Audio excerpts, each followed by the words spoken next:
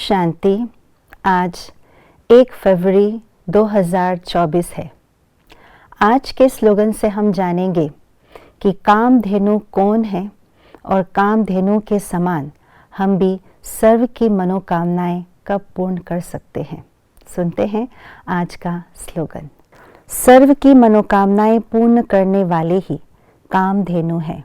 सभी मनुष्य आत्माओं के कोई यदि शत्रु है, वो है 5 विकार: काम, क्रोध, लोभ, मोह, अहंकार।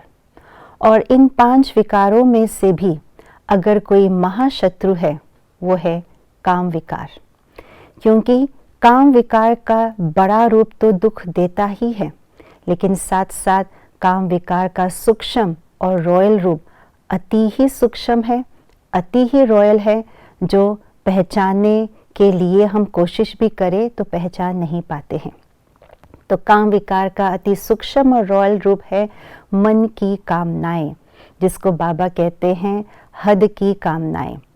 जिन्होंने अपने मन की कामनाओं को जीत पा लिया, वही काम को जीत पा सकते हैं और वही जगतजीत बन सकते हैं।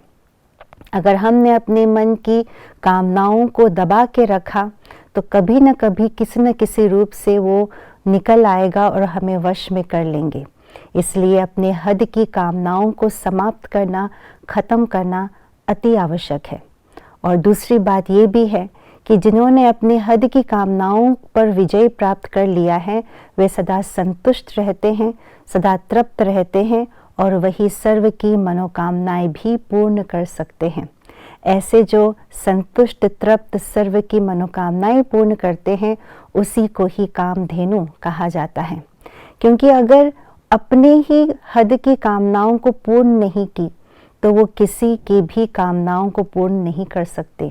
क्योंकि अपनी खुद की कामना के आगे दूसरों की कामना बहुत छोटी लगती है। पहले अपनी कामनाओं को पूर्ण करने की वे ज़रूर कोशिश करेंगे। और सभी को ये तो पता ही है कि कामनाएं कभी समाप्त नहीं होती, एक के बाद एक निकलता ही रहता है। इसलिए जो अपने मन की हद की कामनाओं को समाप्त कर लेते हैं, वही कामधेनु बनते हैं, वही सर्व की मनोकामनाएं पूर्ण कर सकते हैं। लेकिन प्रश्न ये है कि कैसे हम अपने मन जीत यानी मन की कामनाओं को पर जीत कैसे प्राप्त कर सकते हैं। उसके लिए बाबा ने कहा हुआ है, जो मन की इच्छा सर्वश्रेष्ठ इच्छा है प्रभु की प्राप्ति, जो सर्वश्रेष्ठ कामना है प्रभु के साथ मिलन मनाना, उनके साथ संबंध जोड़ना।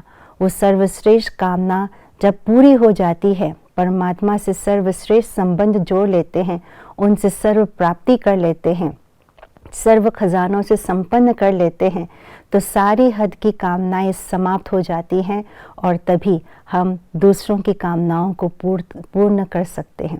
तो हमें ये चेक करना होगा कि क्या मैंने बाबा से सर्व संबंध जोड़ा है, सर्व शक्तियों से, सर्व खजानों से अपने आप को भरपूर किया है। तभी हम अपने आप को कामजीत, जगतजीत, कामना मुक्त, इच्छा मात्रम अविद्या बना सकते हैं। हम तभी अपने आप को कामधेनु कहला सकेंगे। ओम शांति।